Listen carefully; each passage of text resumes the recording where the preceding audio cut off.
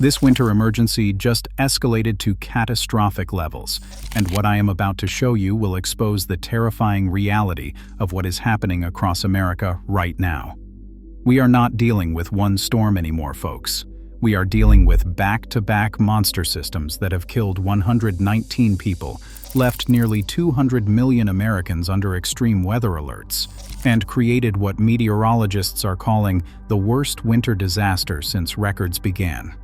Winter Storm Gianna just exploded into a violent bomb cyclone off the southeast coast. This is happening while communities are still digging out from Winter Storm Fern. The polar vortex is about to completely collapse in February, locking the eastern United States into what could be the most brutal extended cold period in living memory. But here is the part that is making even veteran forecasters panic. The National Weather Service just confirmed that Winter Storm Gianna underwent the most explosive intensification they have measured in years. Central pressure plummeted 40 millibars in 24 hours, nearly double the threshold for bomb cyclone classification. When storms intensify this violently, they create conditions that can overwhelm emergency response systems and trap people with zero warning. If you want life-saving updates about these rapidly developing threats that could protect you and your family from deadly conditions, hit the like button and share this information right now. Every engagement helps us reach people who need this critical survival information before it is too late. Let me paint you a picture of the devastation that's already unfolding. The Carolinas are getting slammed with the first blizzard warnings in over 20 years. We are talking about 70 miles per hour wind gusts, creating whiteout conditions, with snow falling at 2 inches per hour. Norfolk, Virginia is facing 7 to 12 inches of snow, combined with hurricane-force winds and moderate coastal flooding. This is the kind of storm that shuts down entire regions for days. Eastern North Carolina could see their largest snowfall since 1989. Columbia, South Carolina, is potentially getting 10 or more inches, amounts that would cripple a region not equipped for heavy snow.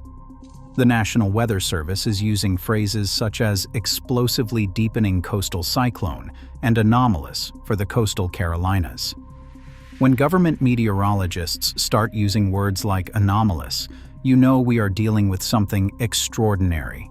Drop your location in the comments right now and tell me how the weather is affecting your area, because I want to show you exactly what is coming for your specific region and what you need to do to stay alive through this crisis.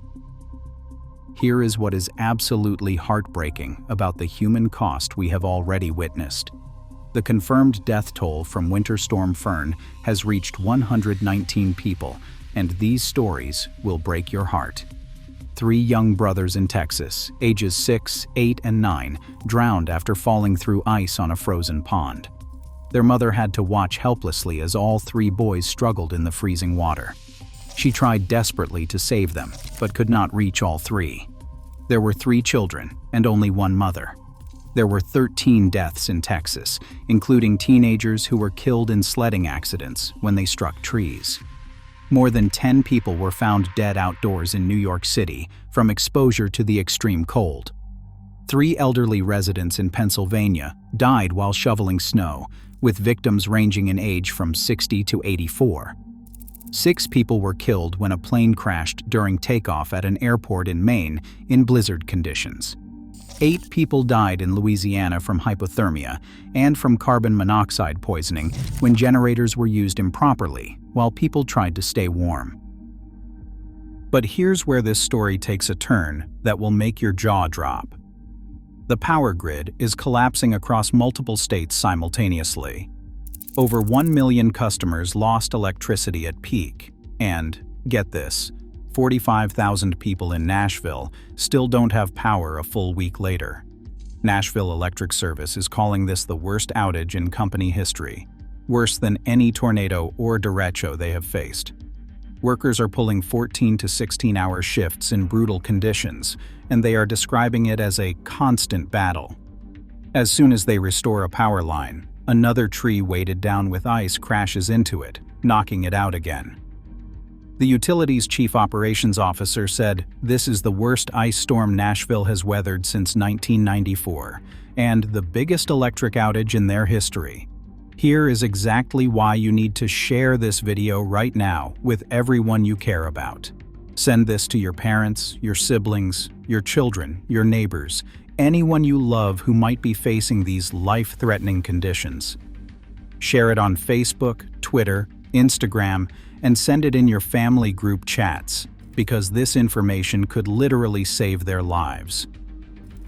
When power grids are failing for over a week and people are dying from hypothermia and carbon monoxide poisoning, getting accurate information to your loved ones before they get caught unprepared could be the difference between life and death. Do not let the people you care about become another statistic. Now let me break down what is happening state by state, because this crisis is affecting everyone differently.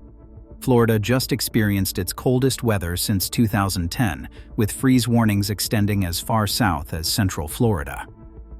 Snow flurries, which are extremely rare for Florida, were confirmed in Tallahassee, Jacksonville, Gainesville, the Tampa Bay area, and even near Orlando.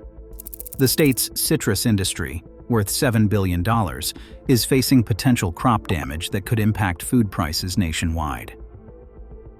Texas endured 58 consecutive hours below freezing, with wind chills reaching -4 degrees in Dallas.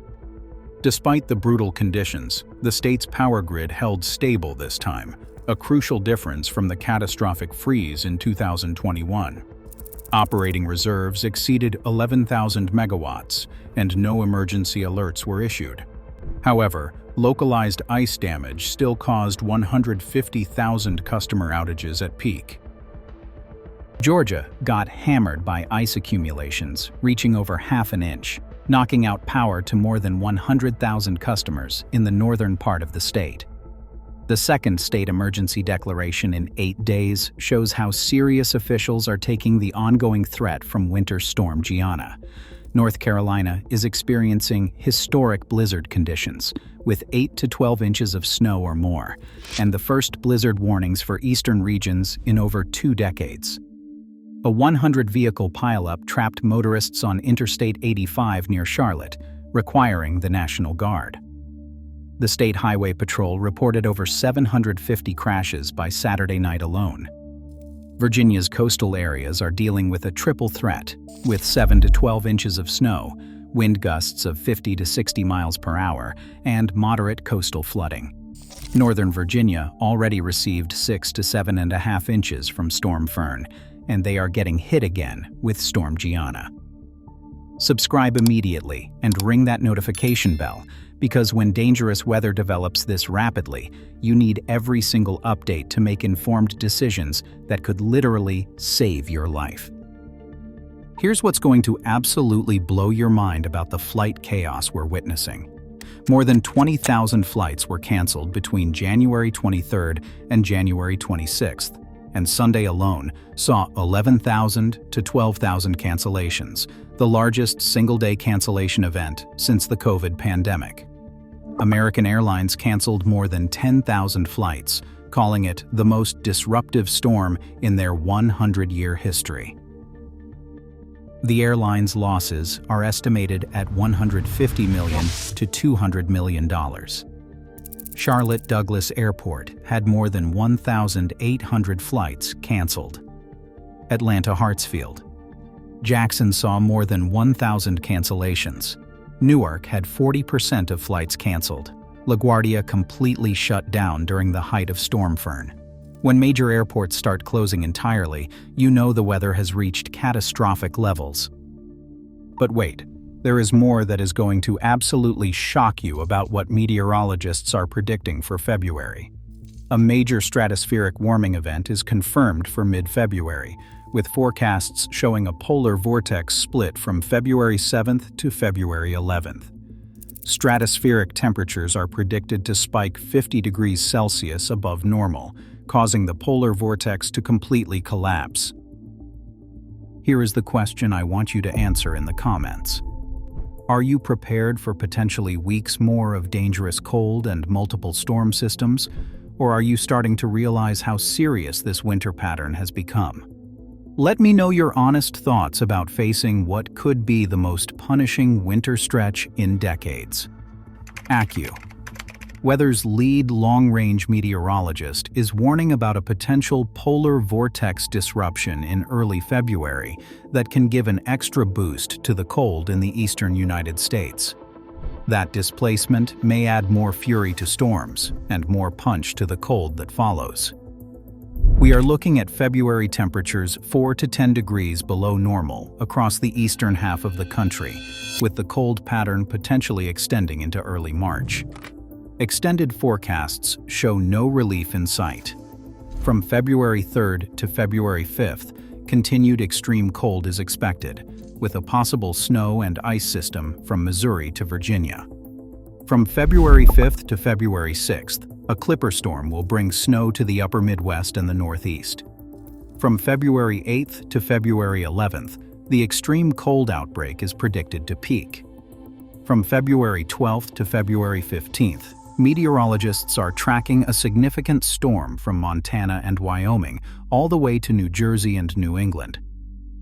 The economic toll is approaching historic levels, with preliminary damage estimates ranging from $1 billion to over $100 billion. Oil production dropped by up to 2 million barrels per day at the peak, which was 15% of United States production. Agricultural losses are mounting across citrus crops in Florida, timber in Mississippi, sugarcane in Louisiana, and cattle operations throughout the plains. What separates this from typical weather reporting is that we are witnessing a pattern shift that meteorologists have not seen in decades. The back-to-back nature of these storms, with no recovery window between them, has stretched emergency resources, exhausted utility crews, and left vulnerable populations increasingly at risk. As forecasters warned, this represents the longest duration of cold in several decades for parts of the eastern United States. One more time, drop your exact location in the comments and tell me what your biggest concern is about the extended winter pattern we are facing. I personally read comments to help people in specific areas understand the dangerous conditions headed their way.